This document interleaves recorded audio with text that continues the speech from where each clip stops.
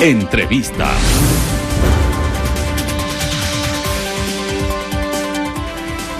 Son las 13:13, amigos televidentes. A continuación vamos a dialogar con Patricia Núñez, ella es asambleísta de UNES. Bienvenida, Patricia, gracias por acompañarnos. Sí me escucha. Sí, muchas gracias más bien por la invitación, muchas gracias por poder dirigirme a la ciudadanía ecuatoriana y aquí estamos para conversar y responder con respecto a lo que es la parte legislativa. Se tomaron decisiones por parte del gobierno nacional, cambios en la Policía Nacional ante el incremento de los actos delictivos en Guayaquil y en todo el país, podríamos decirlo. ¿Cómo lo mira usted? ¿Está yéndose el país por la ruta correcta o todavía hay que mejorar mucho? ¿Y en dónde? Bueno, decirle que en realidad todo lo que está sucediendo tiene que tener una respuesta a través del Ejecutivo, ¿no? De hecho, decirle que la situación en que estamos viviendo es una situación que no es de ahora, sino que viene ya desde el gobierno anterior, debido a que se ha dado una despreocupación con respecto a lo que es seguridad ciudadana. Recordemos que en el gobierno del señor Moreno ya se hizo todo un proceso de desinstitucionalización de lo que a lo que se refiere seguridad ciudadana, y no solamente seguridad ciudadana, sino también a lo que es toda esta institucionalidad penitenciaria también. Entonces, si no tomamos acciones desde el Ejecutivo, entendiendo que para poder tomar o hacer algo necesitamos un presupuesto, y este presupuesto implica pues que conste en la partida presupuestaria necesaria y no solamente que sea de boca. Hablamos que el señor Lasso planteó 78 millones para superar esta crisis carcelaria, pero hasta ahora no sabemos en qué se ha invertido. De lo que entiendo, ayer se planteó 9 millones de dólares para apoyar al sector de la policía, ya sea en vehículos, ya sea en todo el sistema automotor.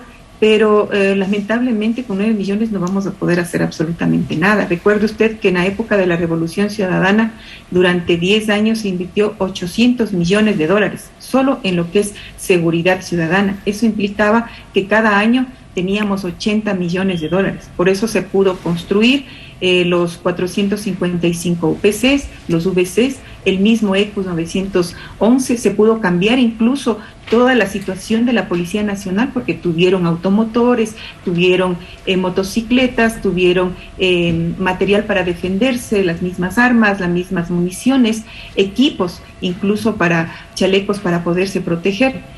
Y eso vimos cómo fue cambiando, incluso el mismo sueldo de la policía, que en un inicio fue de 350, me parece, y que luego superó más de los $900 para darles seguridad, estabilidad a la Policía Nacional. Si no tenemos ese apoyo de parte del Ejecutivo, las cosas no van a cambiar, porque imagínense si tenemos un ECU 911, que hasta ahora no ha sido posible contratar esta relación de comunicación entre el ECU 911 y la Policía Nacional.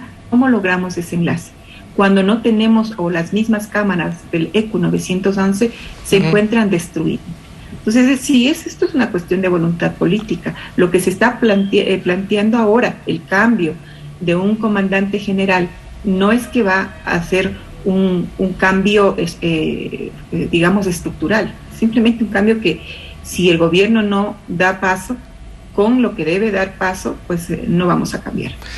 Se dejó de hacer mucho, se hizo muy poco. ¿Qué es lo que usted lo ve como resumen o percepción con respecto al tema de las bandas delictivas, que ahora, según el gobierno, serían las que están disputándose territorio y obviamente pues a través de disparos, ejecuciones y sicariatos? ¿Se puede pensar en aquello? Claro, el problema es que, como le comentaba, esta desinstitucionalización empieza desde el gobierno del señor Moreno, cuando se destruye el Ministerio de Coordinación de Justicia, cuando se destruye el Ministerio del Interior, cuando se destruye el Ministerio de Justicia, cuando no realmente se elimina, por ejemplo, las escuelas de guías penitenciarios, cuando se eliminan, se quita el presupuesto, cuando se retira un modelo de gestión. Entonces empieza desde el gobierno del señor Moreno, que con esta idea de austeridad lo que empiezan es pues a provocar ya un conflicto difícil, porque realmente si no tenemos presupuesto, si no se atiende las necesidades del sistema de seguridad, del sistema carcelario, no podemos dar una respuesta. Y eso, claro, se va viendo en lo que sufrimos ahora. Recuerde que en el 2006 nosotros entramos con 17 homicidios por cada 100.000 habitantes, y durante 10 años, con el trabajo que se hizo, con este trabajo fuerte día a día, porque incluso no solamente fue seguridad ciudadana, sino también, como le decía, la parte penitenciaria, que ahí incluso también se invirtió como 400 millones de dólares. Si es que no se hace un trabajo adecuado, realmente las cosas siguen por un camino a la deriva. El gobierno realmente no está tomando decisiones adecuadas. Mire, nosotros hemos llamado varias veces a la Comisión de Integración, de Soberanía, Integración y Seguridad Integral. Hemos llamado a comparecer a varias autoridades, entre ellas a la ministra de Gobierno, Alexandra Vela, entre ellas a la comandante general Tania Varela, para que nos informen qué es lo que se está haciendo con respecto a lo que es seguridad. Siempre nos han dicho, estamos trabajando en esto, estamos trabajando, pero lo que vemos es ya en resultados, y los resultados no son los adecuados.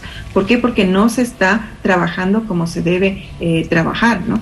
Le vuelvo y repito, en los 10 años iniciamos con 17 homicidios cada 100.000 habitantes en el 2006, y en el 2017 bajaron a 5 homicidios por cada 100.000 habitantes. Fuimos el segundo país a nivel latinoamericano más seguro después de Chile. Eso quiere decir que sí se puede hacer, pero cuando las cosas se hacen bien, cuando se descuida, cuando se quita el presupuesto, cuando no se trabaja como debe ser, pues entonces son los resultados los que estamos observando actualmente. Claro, Patricia, ¿qué se puede hacer desde la Asamblea Nacional? Porque esto crece, ¿no? Si vemos a años atrás, ni siquiera muchos años, 2 años atrás, que en el tema del sistema penitenciario del país ha ido creciendo los problemas, y el número de muertos también. Esto se ha ido a las calles de las ciudades principales del país. Ya estamos viendo de que son acribillados en espacios públicos y obviamente cerca de centros comerciales. La situación ya se está saliendo de control. Ante esto, ¿qué es necesario? ¿Impulsar más leyes o es netamente decisión del presidente de la República colocar dinero para solucionar los problemas que hemos hablado? Hay que hacer un trabajo integral, de hecho, conocer cómo está, cuáles son las necesidades de la policía, y que el gobierno asigne el presupuesto necesario. Es necesario también saber dónde están distribuidos los policías, a qué personajes se les está dando más bien seguridad a nivel del Estado. Hay que saber incluso qué es lo que sucede. Hay muchos policías que no están en las calles, sino que están haciendo actividad administrativa. Entonces, todo eso tiene que ser regulado, todo eso tiene que ser revisado. Nosotros como asambleístas, le comento, o sea, ahora como que se quiere más bien culpar a la asamblea porque supuestamente no hay leyes, no se han aprobado leyes, y no es así. Y yo le puedo decir con claridad, mire, el COIP, por ejemplo, y no solamente el COIP, sino de hecho, la misma Constitución de la República, en el artículo 158, da las tareas que tiene que cumplir la Policía Nacional. El COIP, en el artículo 30, plantea tres literales en donde se habla de que que el policía puede cumplir con su misión constitucional y que puede hacer su procedimiento profesional, pero que debe observarse, sí, un uso progresivo, proporcional y racional de la fuerza. Patricia, solamente una consulta, es decir, ¿no es necesario revisar una nueva propuesta de ley del Gobierno Nacional para el uso progresivo de la fuerza? Porque sí la habría, según su criterio. Y lo otro es que se podría analizar el tema de calificar de terrorismo las acciones desde los centros de privación de libertad que se realizan a nivel desde este lugar hacia afuera, es decir, donde se ejecutan las personas o se manda a ejecutar.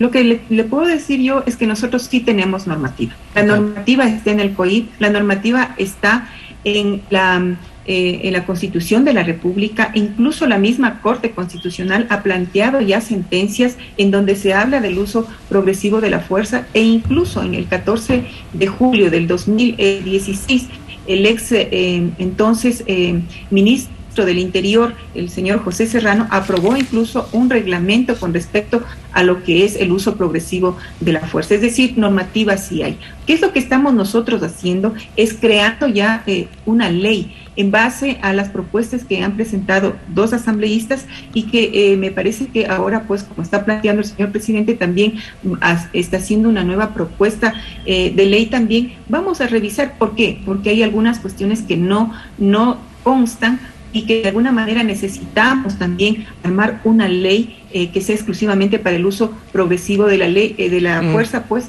y ahí estamos hablando, por ejemplo, de temas como, por ejemplo, lo que sucedió en octubre, ¿no? En octubre, ¿qué pasó con la policía? Hubo extralimitación de la policía. Todos sabemos que murieron 11 personas, que muchas personas se quedaron sin ojos o sin algún miembro de su cuerpo debido a la violencia con que se actuó.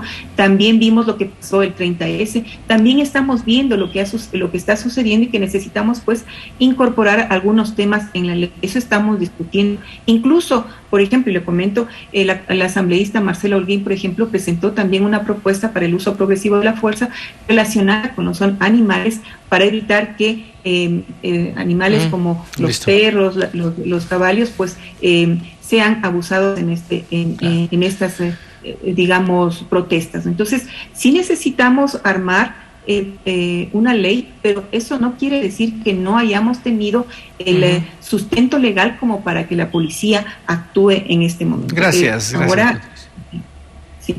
Muchas gracias, Patricia. Se nos acabó el tiempo. Muy amable. Gracias. Muchas gracias también. Tenga una buena tarde. Patricia Núñez, asambleísta de UNES.